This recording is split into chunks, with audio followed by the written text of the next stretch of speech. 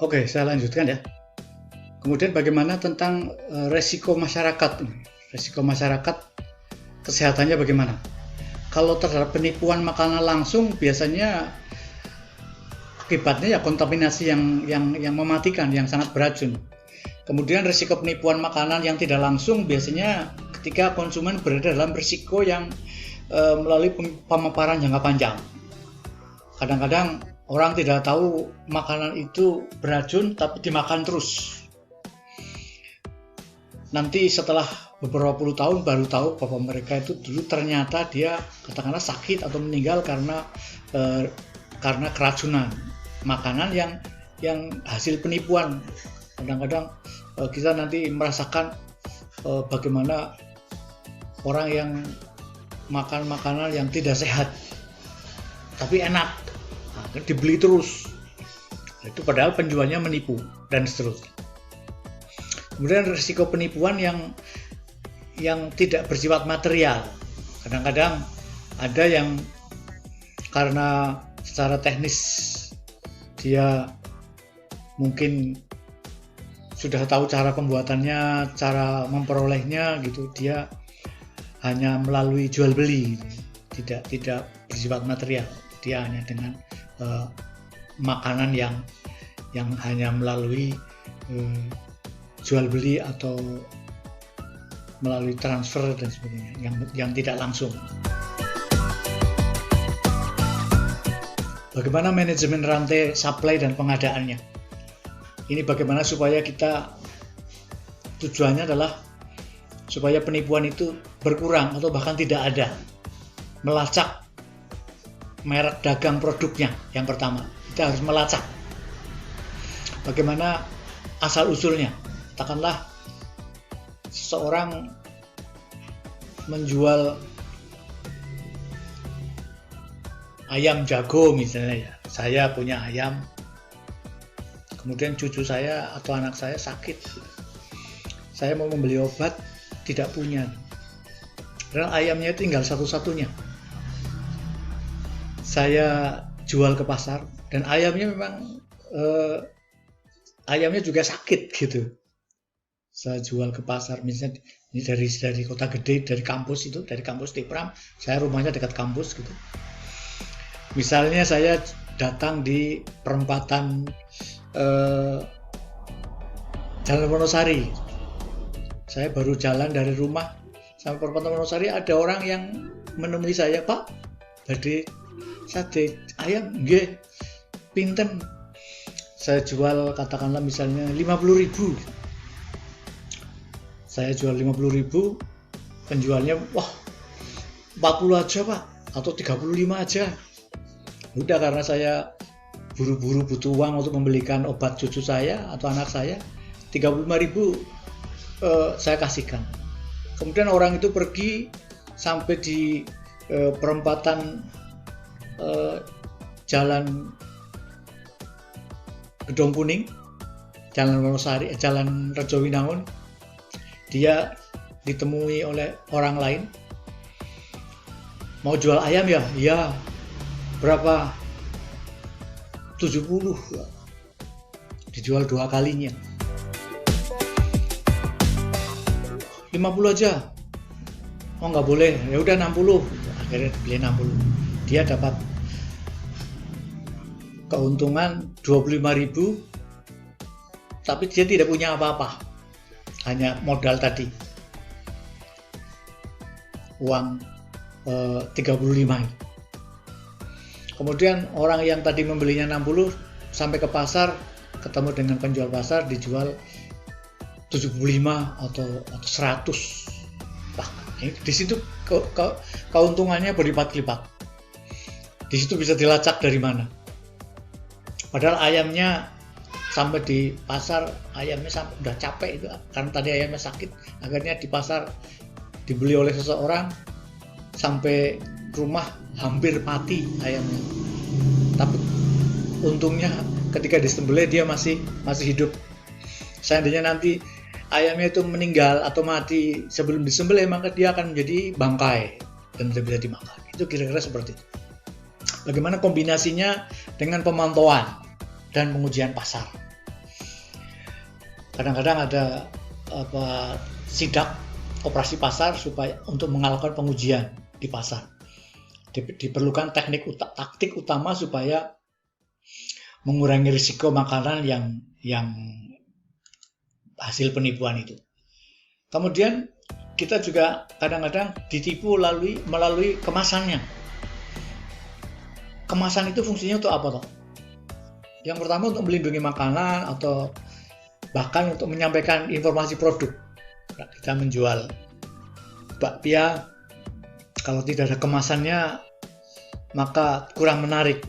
Maka dikasih kemasan dengan ada tulisan informasi masa kadaluarsa, bahan bakunya apa, rasanya apa, kacang hijau atau ketan hitam dan sebagainya. Ini bisa untuk melindungi. Kemudian kemasan juga bisa memberikan keamanan anti pemalsuan. Kadang-kadang kalau di Indonesia yang pembuatannya masih sederhana, gampang dipalsukan. Katakanlah bakpia yang terkenal itu bakpia Patok yang 75. Saya bisa membuat angka 175. Itu juga memalsukan. Kemudian fungsi kemasan juga kemungkinan untuk track and trace produk dan silsilahnya. Saya produksi bakpia itu produknya memang asli Jogja, tapi kadang-kadang mungkin di pusat penjualan oleh-oleh itu di Jakarta atau bahkan sampai di Bali itu ada juga bakpia itu, bakpia Patok juga. Bisa ditrace apakah dia memang benar-benar asli dari Jogja atau memang dibuat di Bali atau di Jakarta atau di lain-lain di Sumatera yang terjadi kasus misalnya kasus keracunan dan sebagainya. Nanti yang kena bakpia asli yang dari Jogja dan seterusnya. Strateginya bagaimana? Memfasilitasi strategi yang proaktif sehingga dapat mencegah penipuan makanan sebelum terjadi. Ya otomatis kita memberikan penyuluhan ya. Seandainya nanti posisi kita di samping sebagai, biasanya kalau sudah jadi manajer ya Anda jadi manajer semua, ini saya doakan jadi manajer, amin ya rabbal alamin. Mungkin ketika posisi manajer kadang-kadang ada tugas ganda dalam organisasi, misalnya organisasi Perhimpunan Hotel Indonesia misalnya, Anda menjadi pengurus di situ, tidak hanya menjadi mengurusi hotelnya sendiri tapi mengurusi seluruhnya dalam wilayah Jogja misalnya. Anda kebagian masalah food fraud ini misalnya, kebagian tugas itu di samping memanajeri hotelnya sendiri atau restorannya sendiri. Itu seperti itu, dengan melakukan penyuluhan. Kemudian perencanaan supaya insiden makanan itu tidak terjadi dengan tindakan yang bijaksana. Itu bagaimana? Di Indonesia sudah ada peraturan Menteri Kesehatan yang mengatur tentang bahan tambahan makanan, ada borak, ada asam salisilat, ada asam bora dan sebagainya untuk mengatasi kepalsuan itu. Menambah bahan makanan itu boleh asal sesuai dengan prosedurnya. Tetapi kalau kelebihan nanti bisa merusak dalam rangka misalnya untuk memberikan rasa yang lebih enak, dikasih MSG atau micin yang lebih banyak, enak tapi melebihi prosedur sehingga menjadi penyakit dan sebagainya. Kemudian maaf itu cucu saya kedengaran. Kemudian ada tentang zat warna, peraturan Menteri Kesehatan dan sebagainya, bahan berbahaya. Biasanya semuanya sudah ada peraturannya seperti itu. Ini contohnya, Anda sudah melihat tempe dengan zat warna tekstil ya. Ciri-cirinya biasanya tempenya lebih cerah, kuningnya cerah gitu. Kelihatannya kalau dimasak ini kekuning-kuningan mengundang nafsu, mengundang selera sehingga menjadi lebih enak.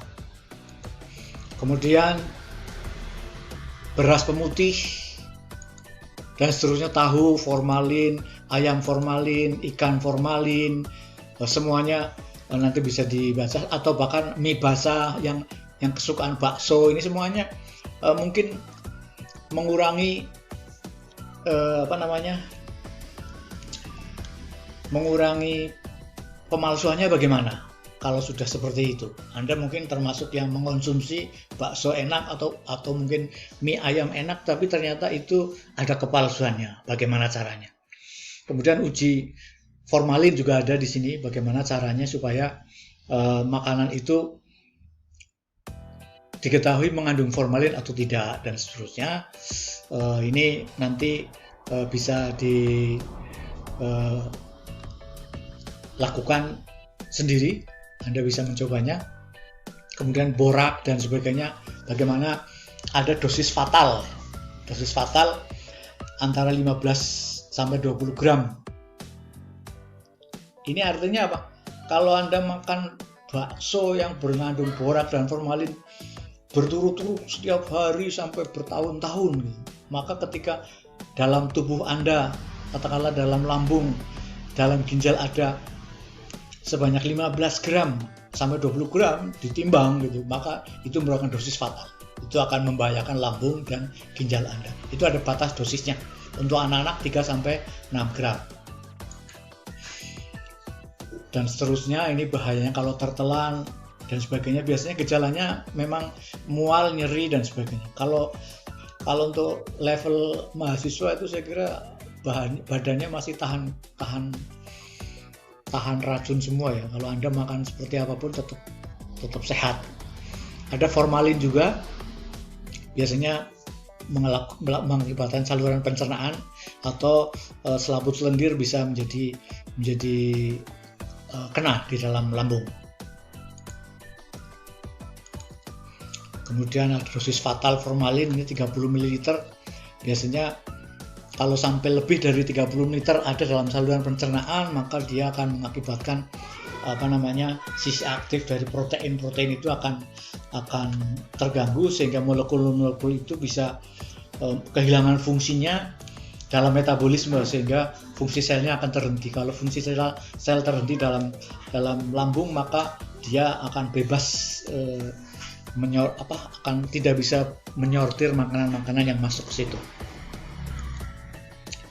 Gorengan yang kelihatannya mengkilat ya, karena ada kapurnya, ada lilinnya, ada kriuk, kalau pakai mungkin ada crispy-nya dan sebagainya. Itu ada rasa pahitnya gitu di bagian luarnya gitu. Bisa tetap renyah berjam-jam. Itu karena ada kapurnya, ada lilinnya. Kemudian donat yang digoreng seperti minyak yang ada dalam dilelehkan seperti lilin gitu, biasanya warna donatnya akan lebih mengkilap, lebih menarik dan sebagainya. Dan lain-lain, saya kira ada chicken, ada otak-otak dan sebagainya. Saya kira Anda sudah pernah memakannya bagaimana gitu. Nah, kemudian bagaimana pewarna tekstil ini ada pada makanan, biasanya namanya rhodamin B, warna merah itu. Mungkin ada menambah kegairahan, selera gitu. Padahal rhodamin B ini biasanya digunakan pada industri tekstil atau kertas, pewarna, kosmetik dan sebagainya, sabun, tapi ini disalahgunakan pada kerupuk, pada terasi, pada cabai. Ini semua makanan Anda semua ini. Manisan, sosis dan sebagainya itu ya. Meskipun sosis misalnya tinggal leb gitu, tapi kalau misalnya mengandung rhodamin yang berlebihan, itu juga bisa membahayakan. Biasanya ini ciri-ciri rhodamin B, cirinya mengkilat, lebih mencolok, kadang warnanya tidak rata. Kemudian kalau dikonsumsi rasanya sedikit pahit. Jadi mungkin Anda pernah merasakan sendiri. Dan sebagainya.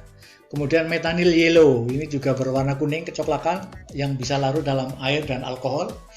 Biasanya digunakan sebagai pewarna tekstil, kertas, tinta, plastik dan sebagainya. Ini juga disalahgunakan untuk mewarnai jenis panganan atau makanan yang Anda suka juga, kerupuk, mie, tahu, jajanan pasar dan sebagainya. Itu semuanya ada methyl yellow-nya.